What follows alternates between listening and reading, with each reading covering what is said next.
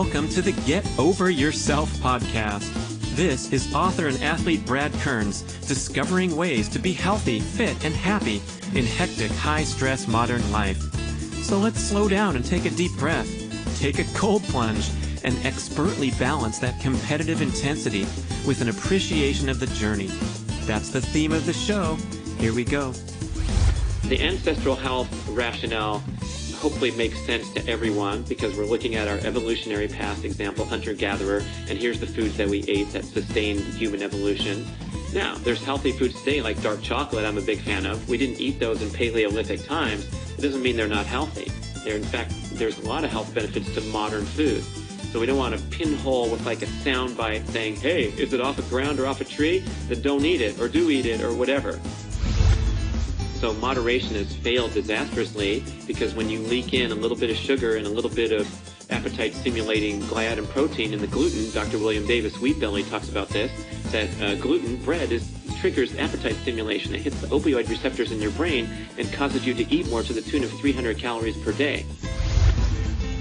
I needed to freaking eat more food because I had these unique factors. A, I'm trying to do these magnificent athletic feats at an advanced age. That's A and B, because I'm an old guy trying to do crazy stuff like sprinting or break the world record in speed golf. And B, I have no risk factors in my blood, healthy body fat levels, no desire to drop excess body fat, no frustration from a past of yo-yo dieting or anything that's messed up my metabolic flexibility.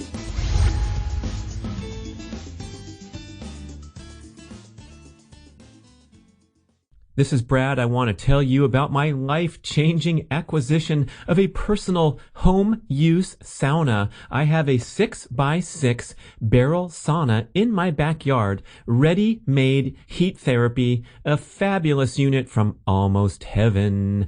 Check out their website. You can very affordably order your own sauna for installation in your backyard or garage and have a sauna experience, the fabulous health benefits accruing from exposure to hot temperatures. Get that sweat going. These are beautiful traditional dry barrel saunas where you splash the water on the rocks, go in there and relax. It's become a social centerpiece at my home. People traveling from far and wide to come check out the barrel sauna, turn the dial or set the timer and walk in to 200 degrees in the Caribbean seas. For some reason, people like to come to the sauna more than my cold tub. Go figure.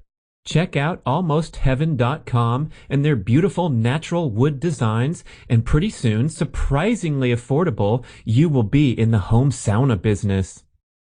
Several weeks ago, we released part 1 of my conversation with Brad Kearns, who is the host of the Get Over Yourself podcast and co-author of Primal Endurance and the Keto Reset Diet, along with Mark Sisson. If you haven't heard that part of the conversation yet, head over to the show notes for the link, get on that.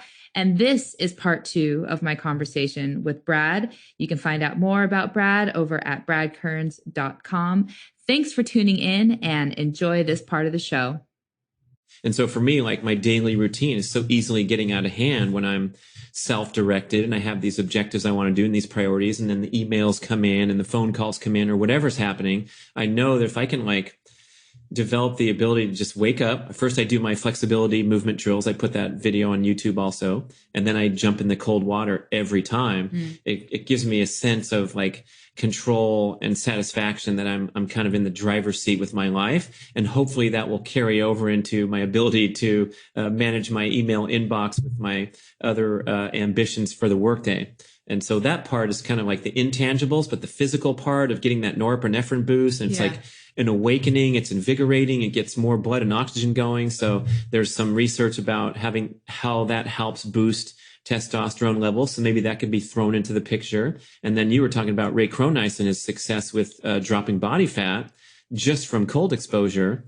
It's pretty compelling and interesting stuff. It is. Now, in the cold exposure, do you know this from what the studies show? I don't off the top of my head. If something like the cryotherapy stuff that's super trendy right now, if that qualifies as getting your, exposure for the day for these purposes? Yeah, there's some talk about that in Rhonda Patrick's paper, and it might be slightly less efficacious because it's Cold is, conducting you're getting colder when you go into the water. And if you're big on the cryo thing, I'm sure you're getting an assortment of wonderful benefits that are pretty similar. Kelly Starrett thinks cold water is way better than cryo, and I trust what he says a lot. My thing is like, I bought this thing for $380 or something freezer? On Home Depot. Yeah. They ship it to your door. You plug it in. You buy a timer. It's a really good idea. And it's 24/7 temperature therapy. And so for the investment compared to $45 a pop at the cryo place or whatever, the monthly membership of $99, or the sauna was a little more expensive. But if you go to almostheaven.com, you can see like you can order a home sauna. There's a personal use one, and they're really affordable, easy to assemble. And all of a sudden you have 200-degree sauna at your disposal also. So I'm digging my side yard in Sacramento. It's like, awesome. It's unbelievable. But for cold exposure, yeah, I mean, it makes sense that it's so simple to do. And I transitioned from taking the cold shower, which is not quite the intensity that I want. I want something serious, and then buying the ice bag and putting in your tub and all that, going to all that trouble. Now you just, this thing's, you got to unplug it and then you jump in. Unplug it first when you're jumping into an electrical appliance that's filled with water. But it's really convenient. So I tout that for the water. I have to say, for the convenience factor too, I've done the cryotherapy chambers and they're interesting. I think it's always kind of a trip to have all the smoke or steam or whatever. It's not steam. I don't know what it is. Vapor, cold vapor or something. But I think there's more of like a mental challenging component to doing it yourself, as far as like putting yourself in the cold water and saying, this is what I choose to do. I don't know. There's just like a mental strength thing that I think that is really valuable in there too. Go look at Mark's Daily Apple. It's called the Maybe Not So Definitive Guide to Cold Therapy, because there's a lot of question about whether it does contribute to fat loss with this brown fat activation, which could be an amazing benefit, but you could also get a higher appetite if you spend a lot of time in cold water. So it could wash it out. But it's an instant cure for anxiety. It's known as an instant cure for anxiety. When you jump in that cold water, you get this diver's reflex, and then you get this hormonal boost of norepinephrine. And so if you're having a rough day, literally you can jump in there and in 30 seconds, you will alter your chemical and hormonal state in a positive manner. Van Gogh was treated with cold exposure twice a week for 2 hours for his adult life because he suffered from depression and anxiety. Wow. And it's been used in the baths and the spa, treatments in Europe for hundreds of years. So I don't know, anybody who's like in Finland, and the sauna and the cold jumping in the lake has been a part of their culture for 800 plus years. And there's something to exposing yourself to temperature stress, especially today when we're in temperature controlled environment our entire lives. That hormetic stressor is very important. And if you lose that or you don't challenge your body, you start to atrophy all these attributes that are really important, like managing your hormone balance and your emotions. So it's a hormetic stressor, a brief positive natural stressor. So when we're living in the van, there's days this time of year so it's all hooked up to solar. So we don't have to run the engine to power anything. Oh, wow. But when you're in fall and winter months, especially traveling around the country, you're not in Southern California, you're faced with cloudy, rainy days. So you're not getting the solar charge. So there was a handful of days where we could not heat our water. Ooh. And so because we have a shower in the van, and we wouldn't be able, so we want to take showers, especially me. I'm like a shower person. So it's like, I'd much rather take a cold shower than no shower at all. But, going into that, because it's like butt cold water, it's so cold. And especially when it's like 30 or 40 degrees outside, it's not like you get to walk out into like a tropical environment where it's super nice all of a sudden. But I kept telling myself, hey, there is a crap ton of benefits to me doing this and standing in this ice cold shower and then naturally warming up afterwards, that make it well worthwhile. And look at this as just a really good opportunity. Yeah. And just so people don't freak out, again, I'm going in this cold tub and I'm getting out before I start shivering, before I start to feel goofy. Because that can, hamper your immune function. You can catch a cold from getting in cold. Yeah. But on the contrary, like a proper temperature therapy regimen has shown more resilience against cold. So if you go in the cold tub all winter long, you can experience improved immune function. And that's what Ray Cronice, when I talked to him, he was having me do it specifically for the cold Ironman that I was going to be doing was, again, that desensitization kind of thing where it's not as much of, but the water there is funny that day. I'll never forget it because it was like 30 something degrees outside, but the water was like 60, which was actually like, feels better. Like a tub, like a hot tub almost. So in this whole equation of optimizing testosterone, especially as we age, I can't help but talk about the diet component or supplement component, you know, what you're putting in your body now. So we've talked about things that are working. And obviously you've been aligned with Mark Sisson and Primal Endurance for years and years and years now, you know, which promotes more of the low carb approach. So yeah, when you've been experimenting the last couple of years with your own return to your endurance training, how does your nutrition play into this? What have you found that's been working for you? Right. So we're making our way to the solution, the secrets, and we covered the reduction of stress in your aerobic, in your endurance training patterns. So that was the big one. I think if you're in a chronic training pattern, you're going to tank your hormones and you're going to do all kinds of mess to your body that nothing can make up for, whether you're eating healthy or even sleeping a lot. Story. Yeah. So we had that, respecting the MAF heart rate as an important distinction between a workout that's comfortable and minimally stressful and a workout that's stressful. And of course, you're going to get all these benefits from high stress workouts in terms of fitness, and you can do those. And when you do them once in a while, they can have a boosting effect to your hormones, right? I mean, a high intensity strength training session that's 30 minutes or less will spike testosterone and human growth hormone for females and males and give that important anti-aging pulse of hormones in your bloodstream. Now, when you start going over that 30-minute mark and you're in the gym for too long at boot camp or with your trainer or just hoisting the weights over and over until you're exhausted, then the stress hormones circulate in your bloodstream too long and you end up getting depleted and burnt out and exhausted, and you lose those that hormetic stressor benefits. Same with sitting in the cold water for 30 minutes, right? So toning down your aerobic activities to be fat burning emphasis, doing the strength training, the high intensity stuff, in a strategic manner, so you're not doing it too frequently.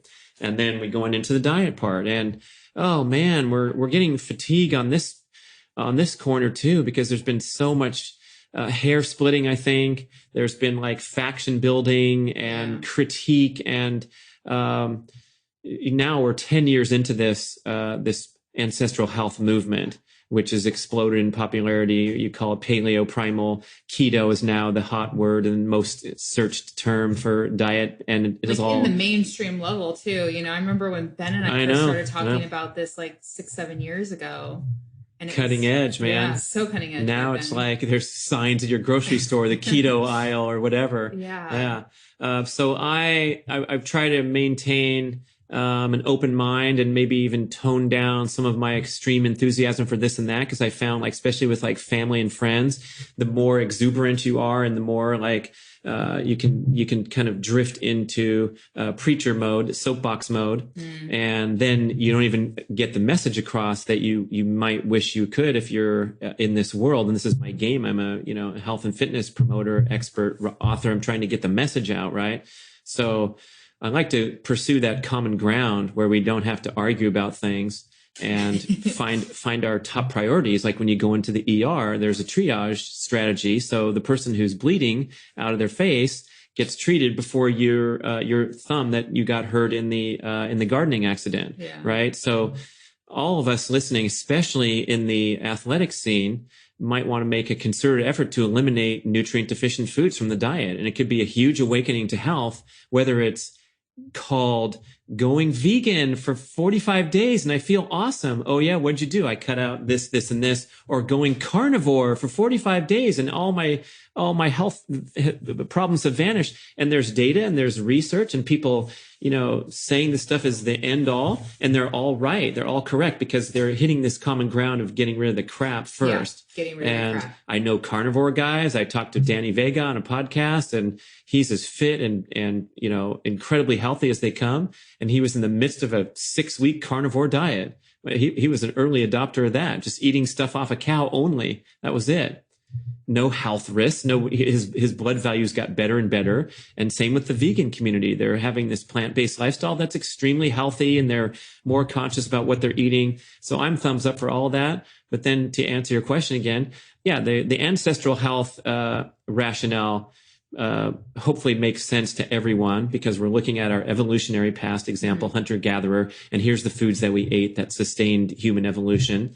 Now, there's healthy foods today like dark chocolate I'm a big fan of. We didn't eat those in Paleolithic times. It doesn't mean they're not healthy. In fact, there's a lot of health benefits to modern foods. So we don't want to pinhole with like a sound bite saying, hey, is it off a ground or off a tree? Then don't eat it, or do eat it, or whatever. So you can have too many things that come off a ground or off a tree, and especially like eating fruit in the wintertime or eating an excess of fruit in general. It's just turning into sugar in your body, and it could be contributing to your fat reduction frustrations. So, a sensible approach where you're emphasizing healthy foods. And then, Mark coined this term metabolic flexibility however long ago, or maybe he doesn't get total credit for that, but people are talking about this concept of not being wedded to regular meals as your main source of energy. So I don't know how much more simple and non-controversial I can get, but it's extremely healthy to get good at manufacturing and burning your own energy sources internally. Absolutely. That's what keto is all about. Keto, for the 10-second primer, is when you extremely restrict your carbohydrates, or you're fasting or starving in life, your liver will make these ketone bodies, or ketones, and they're burned like sugar, especially in the brain, which is highly reliant upon glucose, and it burns at a rate of vastly more than any other organ in the body. The brain burns 20 to 25% of all our daily calories, and is only 2 to 3% of the total body weight. In our case, it's 4%, but for most listeners, it's 2 to 3%. So, oh, I was going to push that laugh track button, but it didn't work. Anyway, so there's so many health benefits to keto, but it's been bastardized and distorted. It's the bacon and butter diet. Right. Too, dirty keto. Dr. Oz just did a show on this what is dirty keto? It's eating the, cheese and crackers and throwing the crackers away and eating this crap and that crap. And so,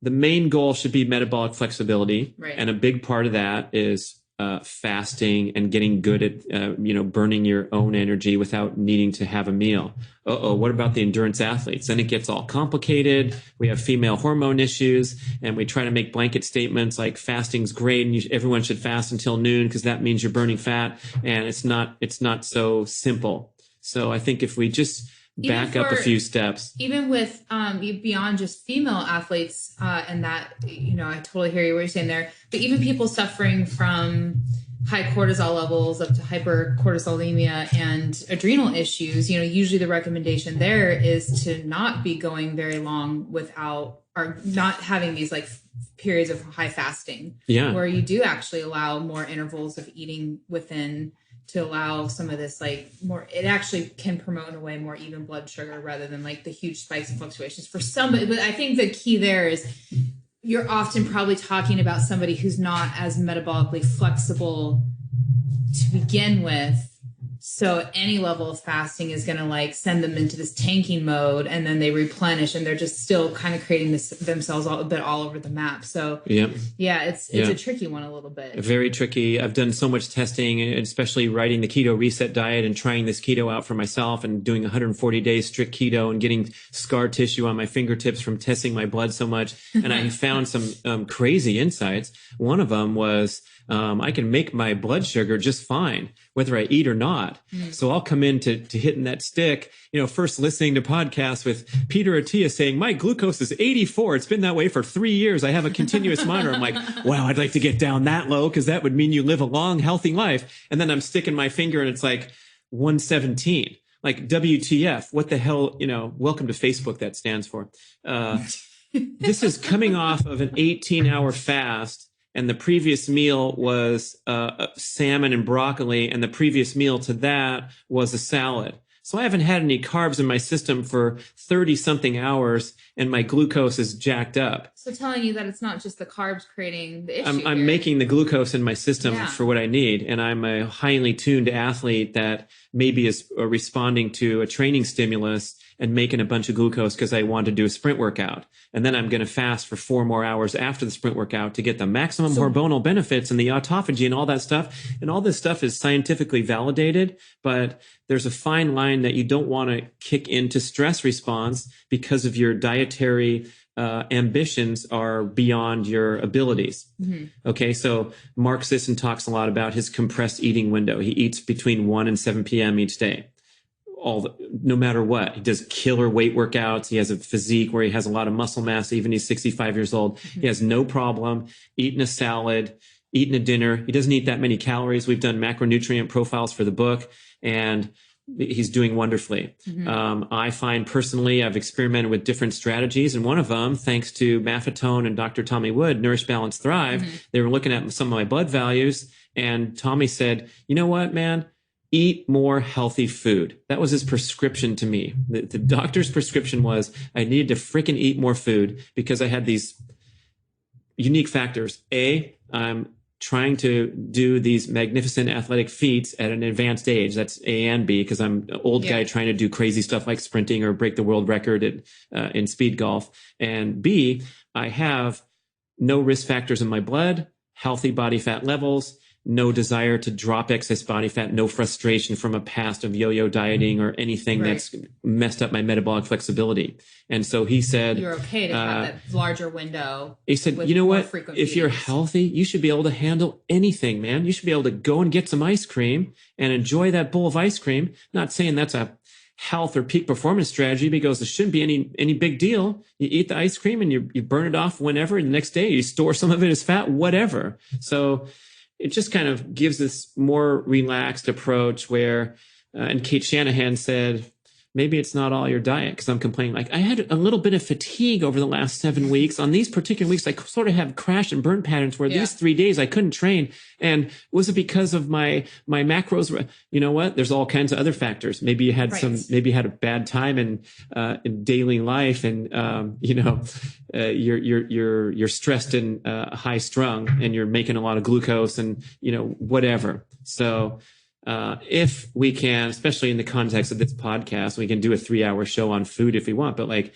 if we can resolve to be more sensible, less extreme, maybe, rely on personal experience, and also be sensible and cut out the grains and sugars and the refined vegetable oils that are killing us at an accelerated rate, and get a guest on here that's going to disagree with me on that, I will, I'll buy you a new microphone. The problem is, if you worked with me directly as one of my clients, you're going to be familiar with me saying this, but moderation isn't sexy. It's like you're talking about cutting the extremes to a degree and just getting back to kind of like a whole food. Like, I think we're in one of the email exchanges we've had recently. You had that Michael Pollan quote of, eat food, mostly plants, not too much. Yeah. I mean, it's so well said, so simple, but so effective.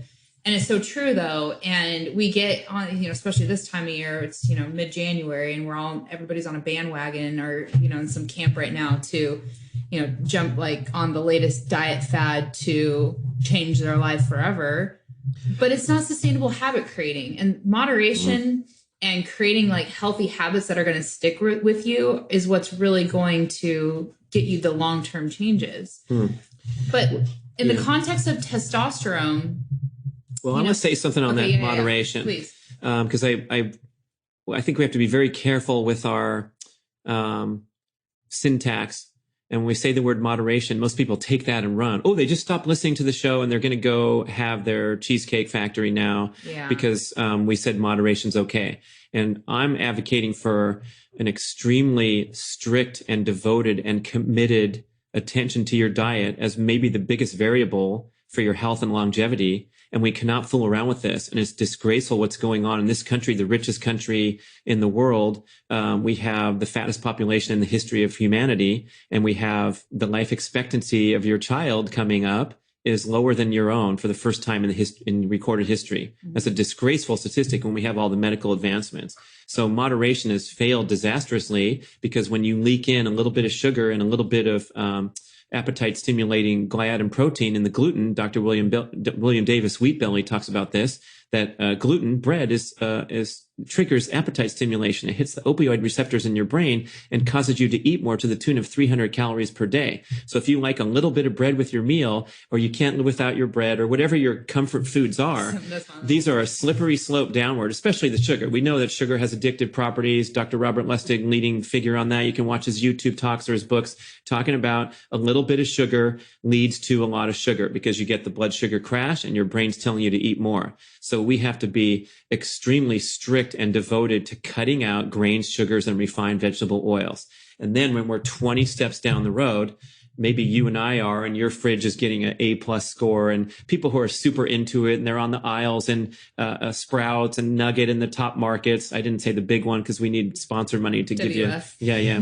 WTF. If you're super big into it, then we can talk about these nuances and things like that. And should I up my carbs from 50 to 100 while I'm training for the endurance event? Yes. And all those other things. But we have to get way far down the road from the average people that I associate with that don't think it's any big deal to finish off a gigantic meal with, a serving of cheesecake. It's like, this is a habit. Yeah. If you don't have like highest priority for your health and your diet, that's a habit that might be really worth breaking with a really serious plunge into something for 21 days, just to extricate from the gluttony and the decadence that we exist in modern life. So you're so right. And that's not, I guess, when I say moderation, I don't mean moderation as, kind of ignoring some of these bigger components that you're talking about. I think of it as just not having to go to diet extremes to achieve the desired goals. But still, maybe I'm a bit biased in the sense because the way I approach buying oils and fats and scrutinizing nutrition labels is still habit. It's habit. It's something I've done. And it's also knowledge. So many years, right? It's what I do professionally, helping people learn how to do these things. So maybe they're still, okay, well, getting back to those basics is the key. And for some people that may not feel like moderation at first, that may feel a bit more like an extreme until it then becomes the habit. And also we have the psychological component, which is so important. So if there's any negativity, struggling, suffering, stress in association with a dietary change, you're guaranteed to fail. Yeah. So we don't want to go down anything that route. So however you want to describe it, that's why I just wanted to open up more. Like if you want to do a gradual cutback, if that's the type of person you are, some people cold turkey better, some are gradual, but just do something working toward this ultimate goal of eating nutrient dense foods and eliminating the stuff that's toxic and poisonous, literally. So that's simplifying it pretty well. Question for you. Do you avoid vegetable oils and things, seed oil, or like refined seed oils and all that, like canola oil at all costs? Or do you, if you go out to a restaurant in Los Angeles and you're unfortunately just not aware of what oil they're using, do you allow yourself a pass on that? I forget. And then I feel terrible. Yeah, I'm going to order my omelet and then I forget to say, can you please cook it in butter? But I would... when you watch some of the content from Kate Shanahan, I think we're on YouTube, her and I together, so you can search our two names together. Yeah. And she talks about how these vegetable oils, they destroy your brain, they destroy your cells. Her resources are always the number one I recommend to people if they want like the basic understanding. Smoking a cigarette delivers a disturbance to normal, healthy cardiovascular function of like 8 hours. And having a serving of French fries can disturb normal, healthy cardiovascular function and make your arteries harder and the blood less flowing for up to 24 hours. So the acute response to French fries and vegetable oil ingestion is worse than worse than smoking. That's insane. And actually, I was having a conversation with an athlete last week. I'm relatively new to coaching him. And so we're introducing all these new, nutrition concepts. And he told me that because he's still in that phase of learning. So not every meal every day is a perfect day, quote unquote perfect. And so when he has a bad day, he mentioned that, his math pace will be kind of blah, but when he has a good day, he's seen up to 30-second improvement in his math pace just from what he ate that day alone. Wow. Of course, we both agreed that there might be other variables contributing to that, but it's a trend he's starting to notice. What he eats that day directly has a positive effect on his math. And he's newer to math too. So, he's not going to be one of those guys that's going from like a 6:30 pace to a 6-minute pace, where you're at that pointy end. But still, like, I think that exactly ties into what you were just saying on that cardiovascular function of what junk food can actually do to our diet. And, you know, going back to the Brownlee brothers and genetics, and it's like, shit, man, those guys really got blessed with the best possible genes. Well, you're also getting a tremendous metabolic flexibility from just training at a high rate. And I remember going back in the 80s when I was training, we did some 100-mile bike rides with Johnny G, my spiritual guide and mentor, doing crazy shit. And he had me fasting for a 100-mile bike ride just to see I could do it. Just drink water and Cali tea with a little chlorella powder. That was his serving to me, that he goes, we're going to fuel yourself on this today. How'd you do? I did fine. Yeah. And then I got home and had, 2 hot fudge sundaes from Baskin Robbins and a pound of pasta and whatever. So, if I didn't eat breakfast back in the day when I was training hard, I would start to feel woozy at 10:30 a.m. So I was in a carbohydrate dependency pattern. But when I started pedaling for the first hour, second hour, and there was no food coming in, and my brain knew there was going to be no food coming in, I kicked into massive fat and ketone burning, thanks to having that athletic metabolism. So I think that brings up an important point. If you're listening and you Hopefully people are still listening. Yeah, that's right. I mean, if you are, congratulations. If you have excess body fat and you want to get it off and you've been struggling and having difficulty doing it, you're sort of taking a fork in the road and you're going down this stone path that's different than someone who is maintaining their ideal body composition. And so when we talk about this big picture discussion of cutting out the junk food and then transition to the next point, the surest and easiest way to drop excess body fat, we know, is to cut carbohydrate intake and minimize insulin production. But before we do that, that's my flippant one-liner that I use a lot, but then Chris Kelly corrected me, Nourish, Balance, Thrive. He said, before that, you got to be healthy. So if you have gut dysfunction and you go cutting calories, or you have hormonal imbalances or any of that stuff, and you go cutting calories trying to lose weight, you'll be just like me pricking my finger with the 117 glucose. You will make your own sugar, and you'll just plunge into high stress mode for however long the shoot is on The Biggest Loser. What is it, 6 weeks? So those guys are in a long, hot cortisol bath for 6 weeks. They're dropping a bunch of weight. It's water content, it's muscle mass, and it's some body fat. And then they're going to gain it all back, and they're going to feel like crap for a year because they push themselves too hard. That's an extreme example. But for us listening, oh my gosh, you can get yourself into some deep trouble by well-intentioned things to go keto and cut your carbs back, because your gut's not working right. You're not, digesting the nutrients properly. You're not burning fat well. So you got to be good at burning fat before you mess around trying to lose weight. Yeah. And that's this keto reset diet, the most recent book Mark and I wrote. Good. It's this 3-stage approach where the first one is ditch the bad stuff, right? And just bring in some good, healthy new foods. We're not talking about restricting calories or ignoring hunger signals. Have a big old omelet every day instead of your bowl of cereal. Simple. No pain, no suffering. And then there's a certain point where you've done some hard work on yourself, on your metabolism, and you'll see if you can last by skipping a meal. So you wake up and see if you're okay. If you get hungry at 10:47, you go eat something. Mm-hmm. If you can make it till noon, that's showing that you've done some pretty good metabolic work and you have a certain level of metabolic flexibility, and you build upon that. And then someday you can go keto and get all these other benefits of transitioning into the glorious state of ketone burning. But not without a long-term view of the ideal candidate as someone who's healthy and energetic and feels good. Same with an athlete. Like when should you return to training after an illness?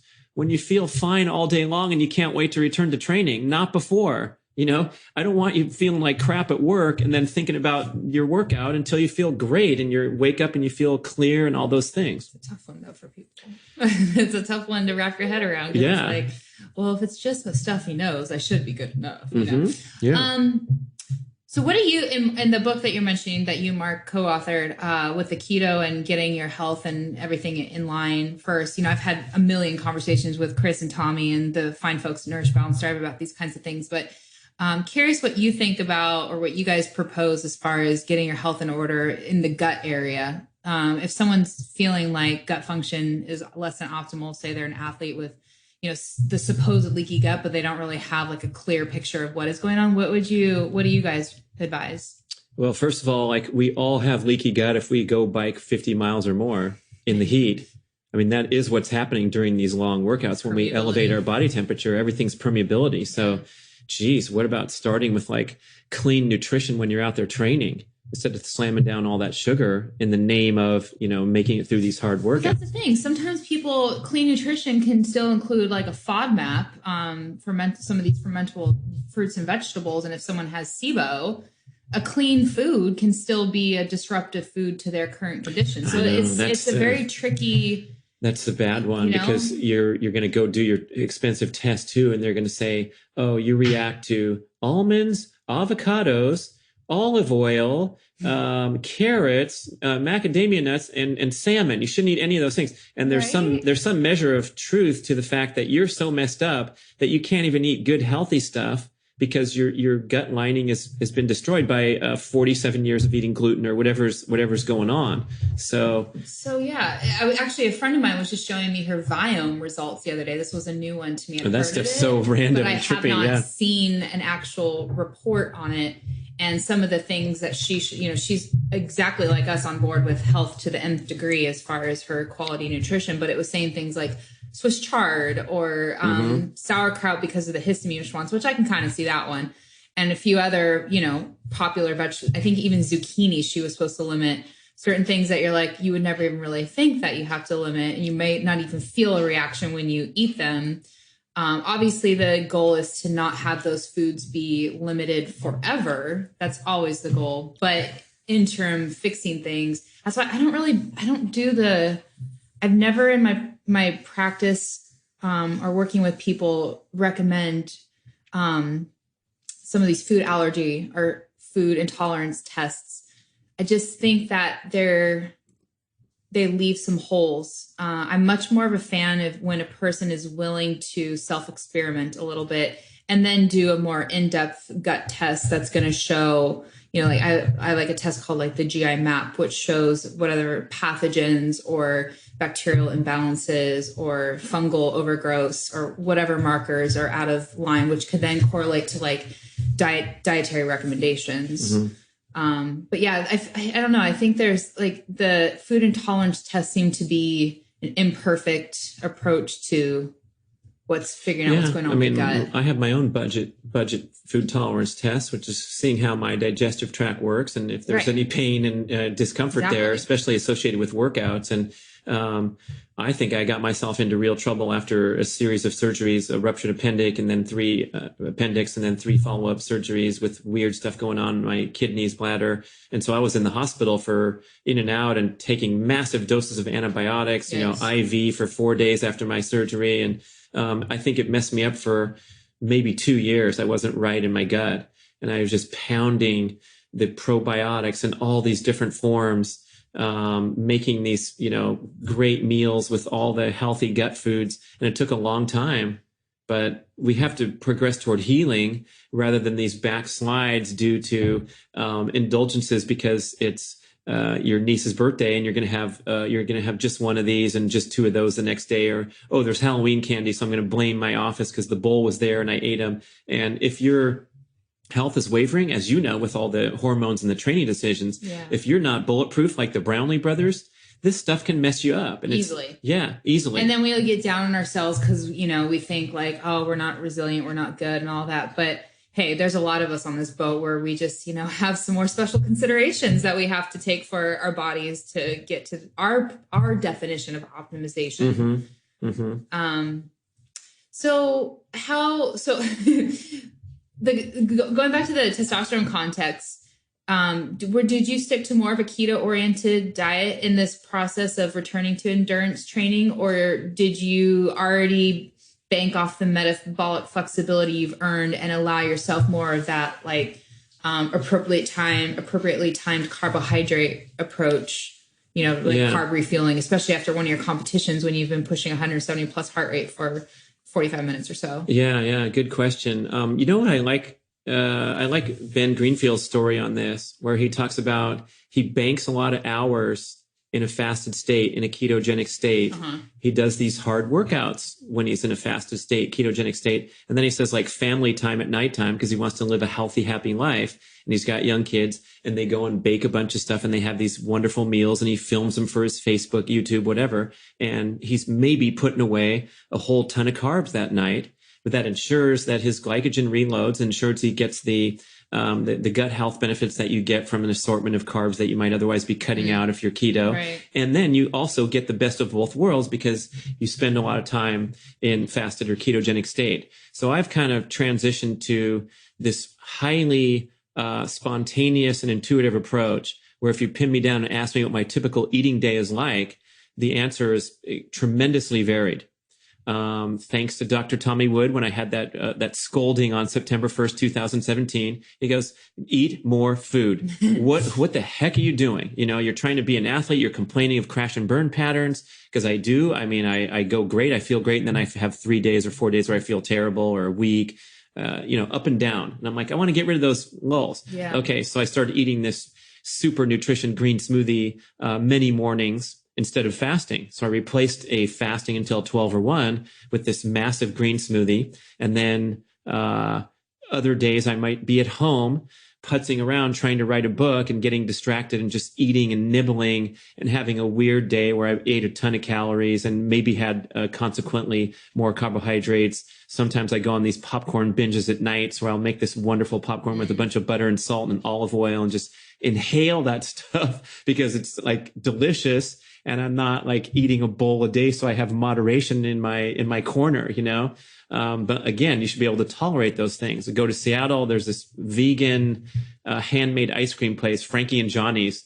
And this stuff is incredible. It is so delicious. So I will pound the ice cream when I'm visiting Seattle. But then other times I'm pretty hardcore keto and I'm pulling up good blood numbers and I don't have that many carbs in a certain day. And I think there is some, if you pattern your carb intake around your training efforts, that's probably a sensible thing to do. But we now know from faster study, it's not necessary. You can restock glycogen overnight or in hours without eating carbs.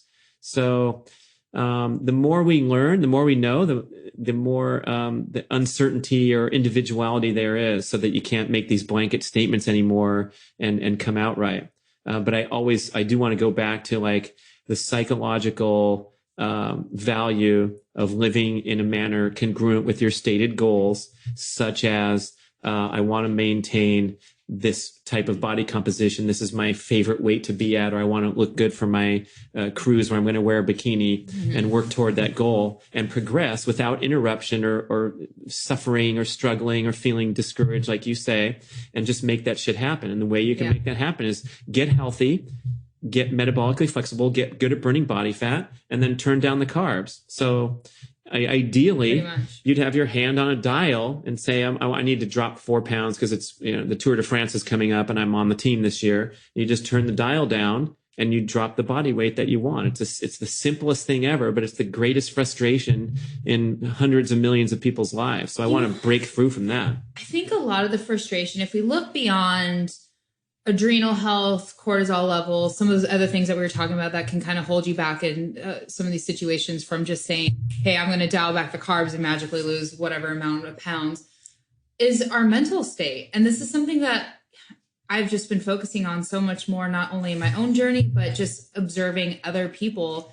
And I feel sometimes it's, that form of self-sabotage where we have unhealed wounds of whatever kind in our own lives that prevent us from opening these doors to the healthier eating approach. So we kind of sabotage ourselves. And so it's really not about so much of listing everything we just have listed as far as how long you're going to fast, carbs, and all that kind of stuff. If there's unhealed wounds from a mental perspective or things that are coming up that you're pushing away and you have not faced some underlying issues in your life, that's going to sabotage your body composition goals. I don't even want to say weight loss, but body composition, because for some people, body composition goals are about putting on pounds. Health goals. Yeah. I just feel like that has, in what you and Mark, getting healthy first, the mental component is equally as important as that physical component. Same with the shopaholics up at South Coast Plaza. What are you guys what void are you trying to fill with 9 bags? Yeah, living in a van really has taught me that you don't need a lot to, have the good stuff going on in your life.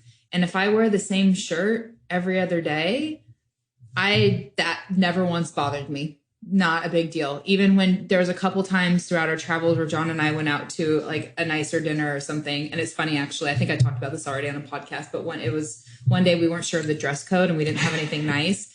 So we went to Target and bought some stuff, which we ended up returning because I'm like, I don't think I want this. Like Queen Latifah on Girls Road Trip. Girl, you got a tag sticking out of that dress. We were like renting from Target. Yeah. It's like, I left that tag in. I was just doing a fashion shoot. That's all. Yeah.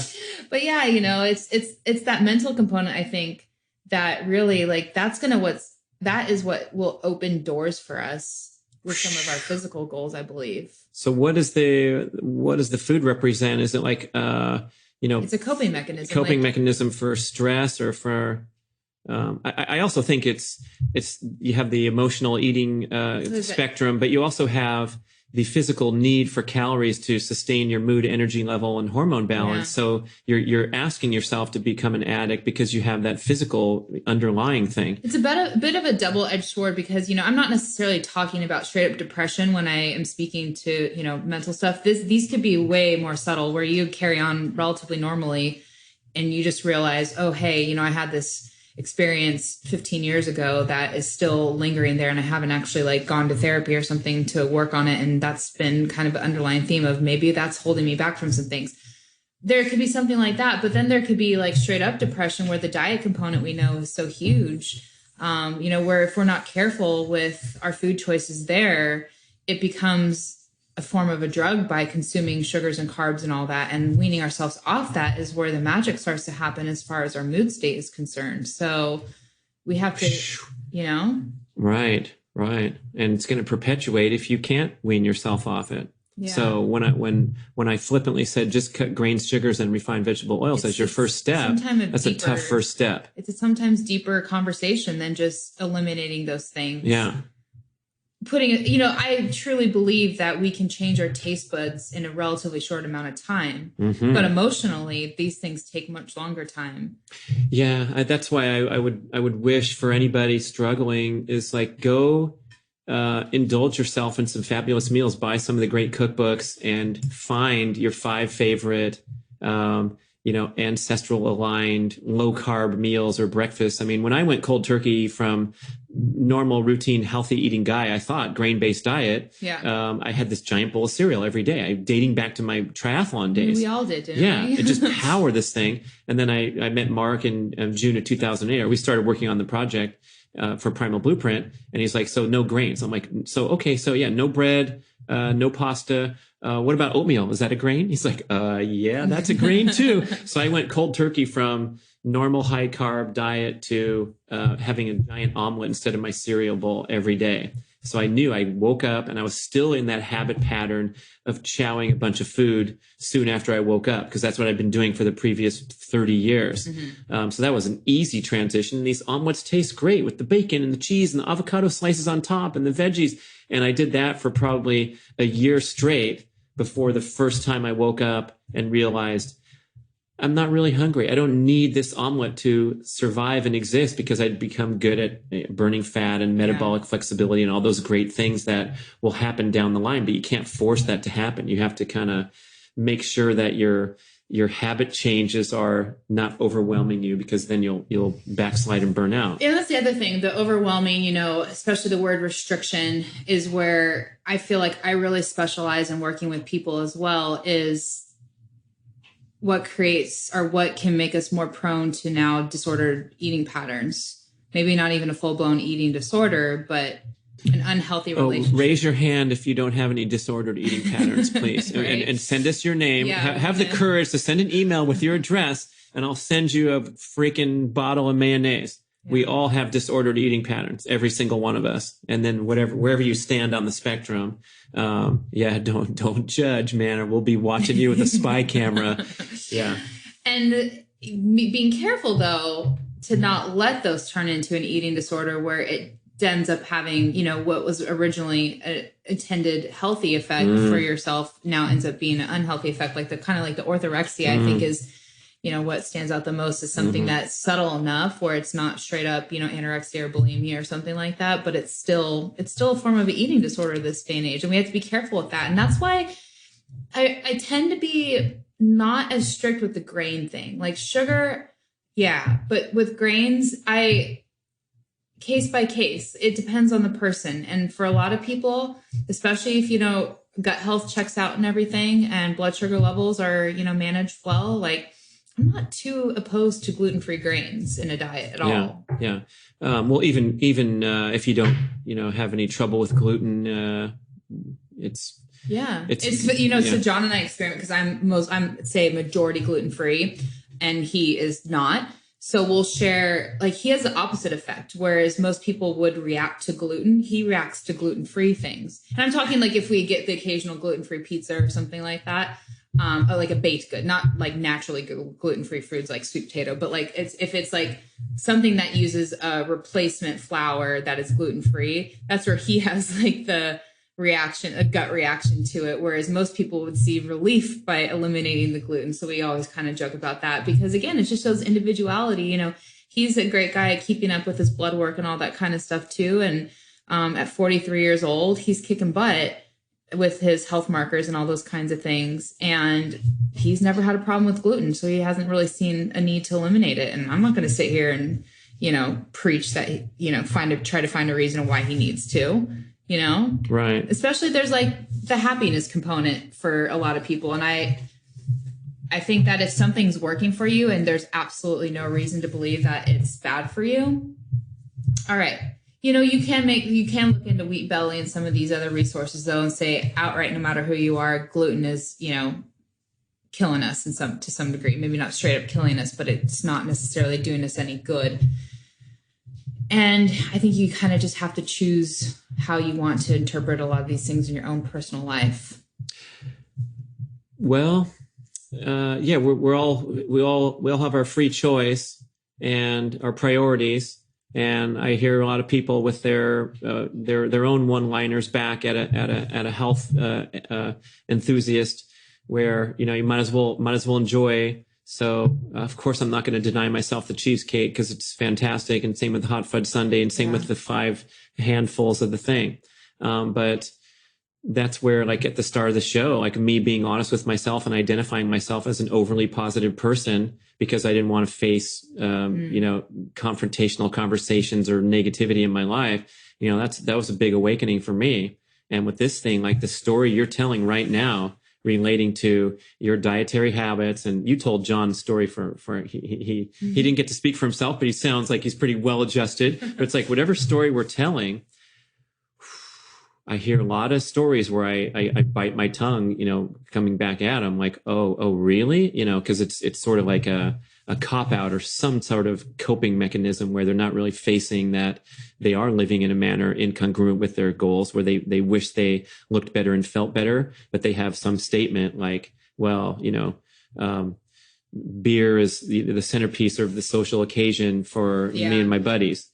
Well, if someone came with a soda water, like I have my whole adult life, I don't drink alcohol just because I don't like it. No big deal. Mm-hmm. I haven't missed out. And I was also like, I had an upper hand in college because I'd go to these parties. Everybody was drunk except me, but I could act silly really quickly and look like a drunk, but I was the only one in the room that knew what was going on. It was fun. Yeah.